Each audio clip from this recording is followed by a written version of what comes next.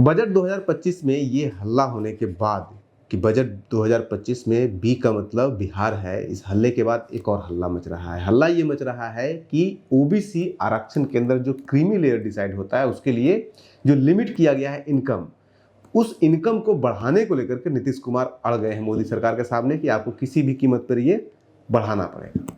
उसके पीछे 2-3 कारण दिए जा रहे हैं जो नीतीश कुमार की तरफ से ऑफिशियली भी आगे चल करके दिए जाएंगे जस्टिफिकेशन ये होने के बाद। जस्टिफिकेशन क्या दिए जाएंगे? यूपीए कार्यकाल के दौरान 9 सालों के दौरान 2004 से लेकर के 2013 के बीच में 3 बार इसका बढ़ा है और इन 3 बार में लगभग 140% का वृद्धि किया गया है जो इनकम लिमिट है उसमें।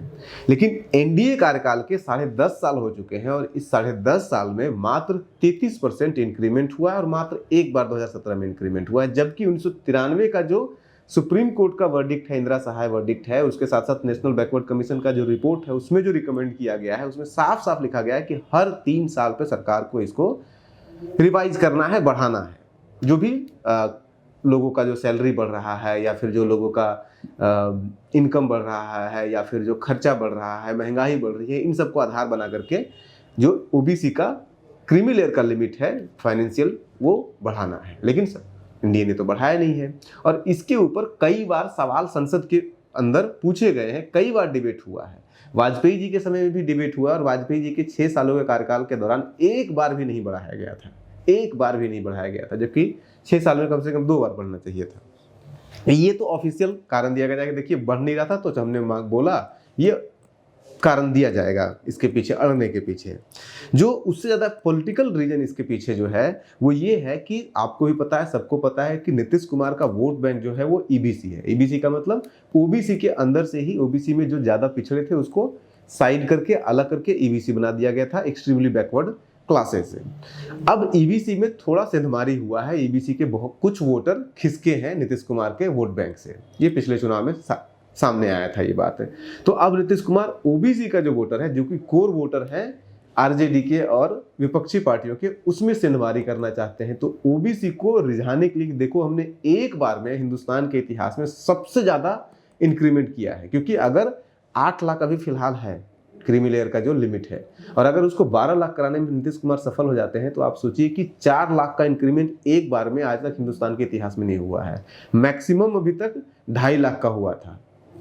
ये सब कुछ हम एक एक करके आपको डिटेल बताएंगे, कब इसका सवाल पूछा गया, क्या डिबेट हुआ, पार्लियामेंट में क्या डिबेट हुआ और कुछ वीडियोस भी दिखाएंगे पार्लियामेंट के डिबेट के अंश जो है उसको भी दिखाएंगे। कहानी पूरा शुरू होता है 1993 में, जब नेशनल बैकवर्ड कमीशन रिकमेंड करती है कि भाई ओबीसी आरक्षण लागू होना चाहिए और उसके साथ साथ ये भी रिकमेंड करती है कि उसमें क्रीमी लेयर होना चाहिए, सारे अमीर लोगों को जो अरबपति है उनको नहीं देना चाहिए। तो उस समय वो रिकमेंड करती है कि 1 लाख रुपए जिसका भी इनकम है, उससे ज़्यादा 1 लाख से जिसका भी इनकम है उसको आप ओबीसी में शामिल नहीं कीजिए, यानी कि क्रीमी लेयर का जो लिमिट वो है 1 लाख रुपये रखा गया। उसके बाद फिर इंदिरा सहाय जजमेंट भी सुप्रीम कोर्ट का आता है, उसमें भी सेम रिकमेंड किया जाता है कि आप 3 साल के अंदर इसको रिवाइज भी कीजिएगा, सिर्फ फिक्स करने से नहीं होगा। उसके बाद फिर ये लागू भी किया जाता है। लेकिन उसके बाद 96-97 से फिर जो है वाजपेयी जी की सरकार, उस समय तो इनस्टेबल सरकार रहती है, फिर 96-98 से लगातार वाजपेयी जी की सरकार रहती है और लगातार एक बार भी नहीं बढ़ाया जाता है। 1 लाख का 1 लाख ही रहता है, यानी कि 93 में जो फिक्स किया गया था वही 2003 तक रहता है। इस बीच में 2002 में पार्लियामेंट के अंदर डिबेट हुआ है और कई लोगों ने, अठावले वगैरह ने इसमें भाग लिया है। उन सब डिबेटों के बीच में अगर आप देखिएगा तो इसमें अठावले हैं, धर्मराज सिंह पटेल हैं और भी लोग हैं, उसमें जवाब भी मंत्री जी ने दिया है और उसमें साफ साफ ये कहा गया कि भाई वो हो गया, बहुत लंबा समय हो चुका है, 10 साल हो चुके हैं रिकमेंड किए हुए, अब तो बढ़ाइए कम से कम ये ओबीसी का जो 1 लाख वाला जो लिमिट है क्रीमी लेयर का। तो उसमें ये कहा गया कि हमने कमीशन बना दिया है, कमेटी बना दिया है, उसका रिकमेंडेशन आ रहा है, रिकमेंडेशन आने के बाद बढ़ा दिया जाएगा, लेकिन बढ़ाया नहीं जाता है। आप उस वीडियो को देख लीजिए जो 2002 में पार्लियामेंट के अंदर डिबेट हुआ था, उसमें किसने क्या बोला था, आपको पहले वीडियो देख लीजिए। माननीय अध्यक्ष महोदय, पंचम वेतन आयोग रिपोर्ट लागू होने के बाद सभी वर्गों का, चपरासी से लेकर सभी वर्गों का जो है वेतन बढ़ गया है, लेकिन 1993 से 1 लाख रुपए की आमदनी वालों को ये सुविधा ने प्रदान जब लागू किया गया। मैं मंत्री जी जानना चाहता हूं कि पंचम वेतन आयोग की रिपोर्ट लागू होने के बाद जब चपरासी से लेकर बड़े अफसरों तक की तनख्वाह बढ़ गए हैं तो क्या क्रिमिनल के लिए कितना उसको और बढ़ाया जा रहा है? 5 लाख 10 लाख रुपए मैं मांग करता हूं माननीय मंत्री से बताएं कितना आगे बढ़ाने की उनका विचार है, क्या भविष्य प्लानिंग है? मंत्री जी, केंद्र सरकार की ओर से निश्चित रूप से इसकी पुनर्विचार करने के लिए एक समिति बनाने का प्रस्ताव है, उसको हम अंतिम रूप दे रहे हैं। साथ ही राज्यों के अंदर भी हर एक प्रकार राज्यों में अपने प्रकार से पिछड़ा वर्ग के लिए यह इस प्रकार की जो सीमा है उसको निर्धारण करने का काम स्वतंत्र रूप से किया है और हर एक राज्य ने अपने अपने तरह से इस बात को निर्धारण करने का काम किया है।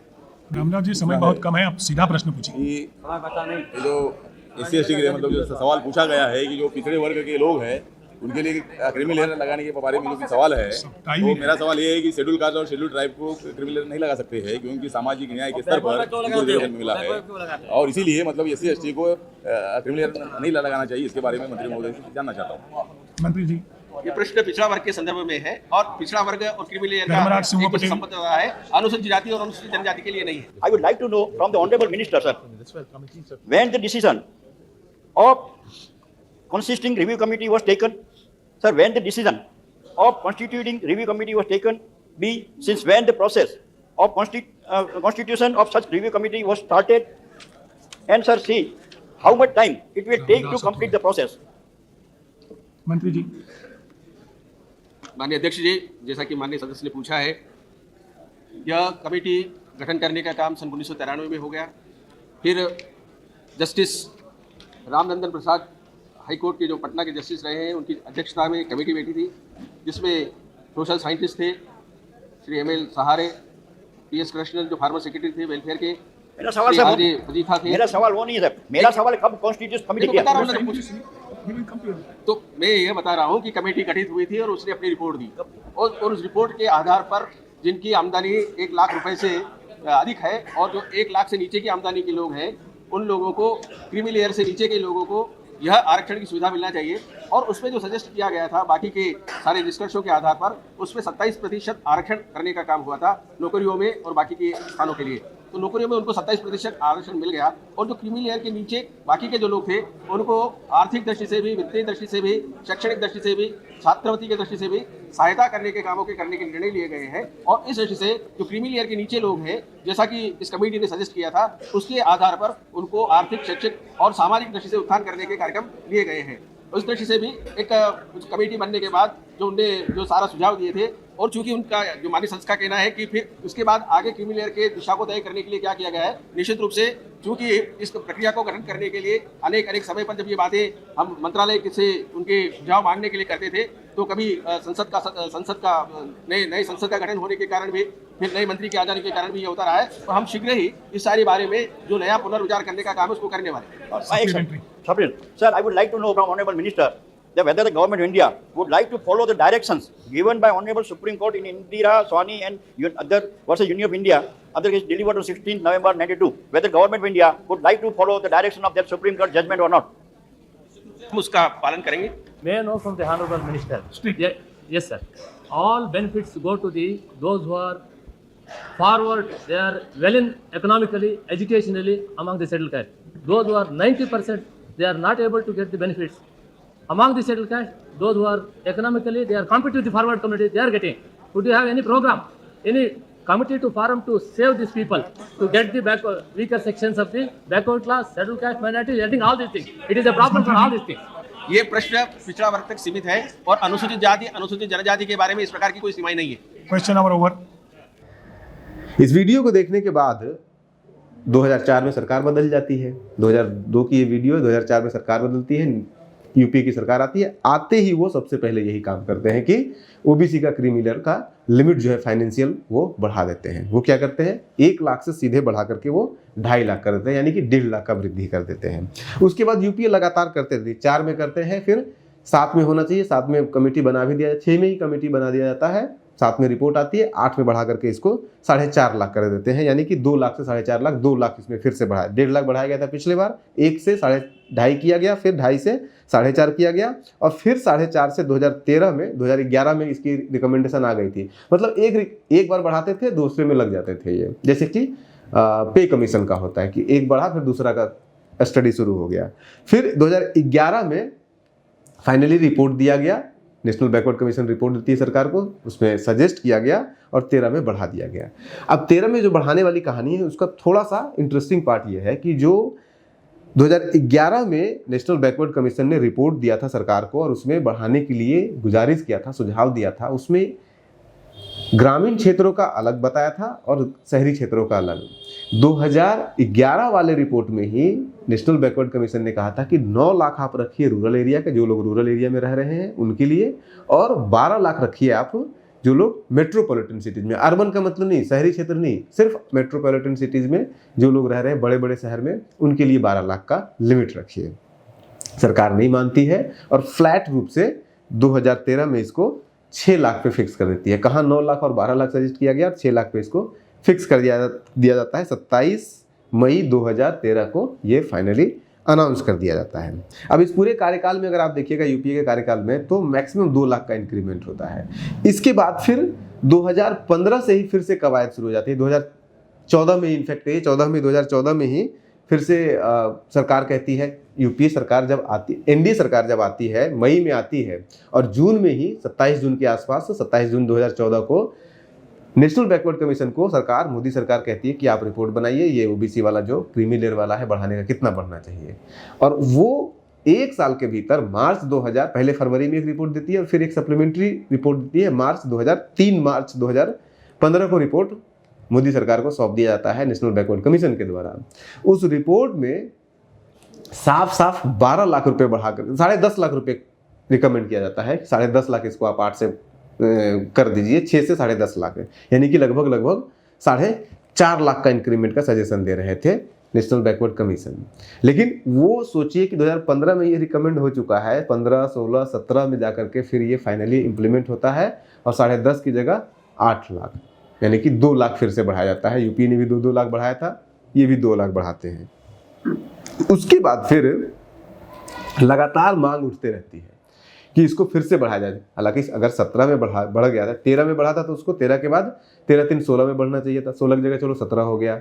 17 के बाद उसको 16 के बाद 19 में या 20 में मैक्सिमम बढ़ जाना चाहिए था, लेकिन 20 में भी नहीं बढ़ा। 20 के बाद कम से कम 23 में बढ़ना चाहिए था, 23 में भी नहीं बढ़ा। लेकिन इस बीच में जब 20 में नहीं बढ़ा तो उसके बाद जो है वो हल्ला होना शुरू हुआ थोड़ा सा, और बार बार संसद के अंदर सवाल पूछे गए। 2023 में इसके ऊपर अच्छा खासा डिबेट हुआ है, जब मॉनसून नहीं, विंटर सेशन चल रहा था दिसंबर में, 4 तारीख और 6 तारीख है, 2 दिन को उसका वीडियो हम आपको दिखा देते हैं। उसमें रामनाथ कोविंद जो बिहार के हैं उन्होंने सवाल पूछा है। हालांकि जब आप जाइएगा लोकसभा राज्यसभा का जो डिजिटल वेबसाइट है संसद का, उस पर वीडियो सर्च कीजिएगा तो इनका दोनों का किसी का वीडियो नहीं दिखेगा। क्वेश्चन जो पूछा गया है, रिटर्न रिप्लाई, वो आपको मिल जाएगा जिसमें कि जवाब दिया गया है, और वो भी बड़ा इंटरेस्टिंग है। जो पिल्लई करके हैं, एक वाईएसआर कांग्रेस के सांसद हैं, उनको जो जवाब दिया गया है तो उन्होंने सिर्फ ये सवाल नहीं पूछा था, ये मेरे ख्याल से 6 दिसंबर 2023 को उन्होंने सवाल पूछा, उनको जवाब दिया गया है। तो उनको जो जवाब दिया गया सरकार की तरफ से, सवाल उन्होंने पूछा कि क्या इसको बढ़ाने के लिए तैयार है, क्या 1993 में ऐसा कहा गया था कि 3 साल के लिए, हर 3 साल में बढ़ना चाहिए। ये 3-4 सीरीज अब सवाल पूछते हैं, लेकिन उनको सिर्फ इतना बता दिया जाता है कि 2017 में हमने बढ़ा दिया था, उसके अलावा कुछ नहीं बताते। मतलब जो हमने किया था वो हम बता देंगे, लेकिन आप जो सवाल पूछ रहे हैं कि आगे हम कब करेंगे, क्या नेशनल बैकवर्ड कमीशन से ऐसी रिपोर्ट मांगी गई है, नेशनल बैकवर्ड कमीशन ने रिपोर्ट क्या दिया है, या फिर जो है वो 3 साल का जो नॉर्म्स है वो क्यों नहीं पूरा किया जा रहा, हर 3 साल पे बढ़ाया क्यों नहीं जा रहा है, किसी का जवाब नहीं देते हैं। रामनाथ कोविंद के भी जब सवाल पे ऐसे ही लिपापोती किया जाता है। तो सवाल ये है कि बार बार उठाया गया है इस चीज़ को। 4 तारीख को भी सवाल पूछा गया, 4 तारीख वाला वीडियो है, उसको आप देख सकते हैं, तो आप देख ही लीजिए अभी इस समय पे। Sir, the provisions for reservation were introduced in the Constitution of India to provide education and employment opportunities to the backward classes, that is BCs, so that they could be at par with others in the society, with other sections in the society. Sir, in fact, the Mandal Commission has recognized the BCs are historically marginalized and made recommendations to provide reservations for backward classes whose income is less than the mandated ceiling. Though the mandate other BCs whose income is higher than the mandated, the labeled mandated limit were excluded, and they are called as creamy layer and excluded from the reservation, sir. Sir, the creamy layer was introduced and it was first raised to 2.5 lakhs in 2004, revised to 4.5 lakhs in 2008, revised again to 6 lakhs in 2013, and last revision took place in 2017 at 8 lakhs per annum. Sir, the enhancement is done to adjust for the inflation once in 3 years. However, the existing limit for creamy layer has not been revised for the last 6 years. During this time, the inflation increased manifold. Applying 3-year formula, the revision of creamy layer limit is twice overdue till now, sir.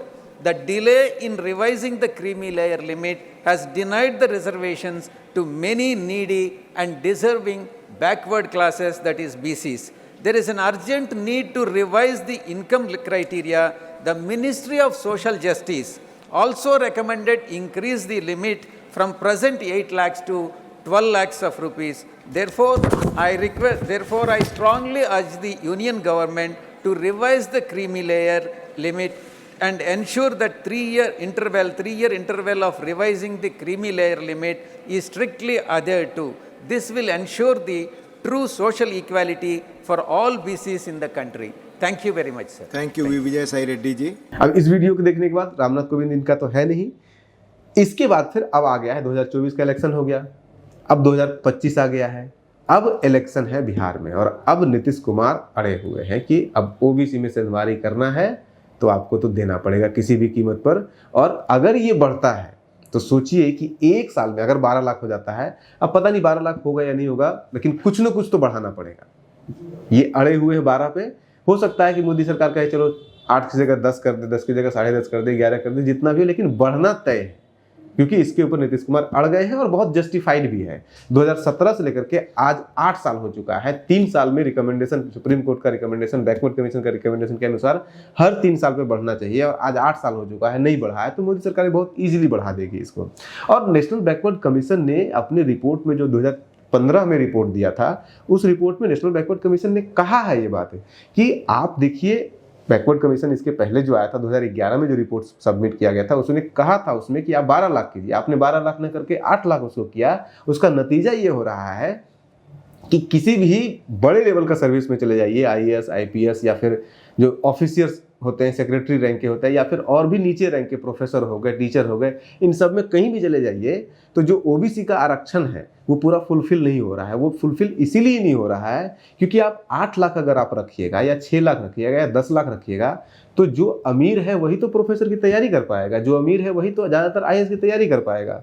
तो आप उसको creamy layer से पहले ही बाहर कर दे रहे हैं, तो फिर वो ओबीसी रिजर्वेशन फिल कहाँ से होगा? फिल हो ही नहीं सकता है। तो ये 2015 की भी रिपोर्ट में नेशनल बैकवर्ड कमीशन ने कहा है, लेकिन उसके ऊपर कोई न तो कार्रवाई तो दूर की बात है, उसके ऊपर कोई ध्यान ही नहीं दिया गया। और जब संसद में सवाल पूछा जा रहा है तो उस पर मौन, चुप्पी साधन। आपको चुप्पी साधना है, क्या करना है, नीतीश कुमार क्या करते हैं, लेकिन इतना तय है कि इस पे ऊपर हल्ला होने वाला है, मचने वाला है। और अभी जो स्थिति है नीतीश कुमार की, जिस तरह से नैरेटिव दबा रखे हैं, पकड़ रखे हैं एनडीए सरकार का, मोदी सरकार का, बहुत ईजिली ये बढ़ भी जाएगा और जस्टिफाइड भी है। आप बने रहिए न्यूज़ हंटर के साथ। नमस्कार।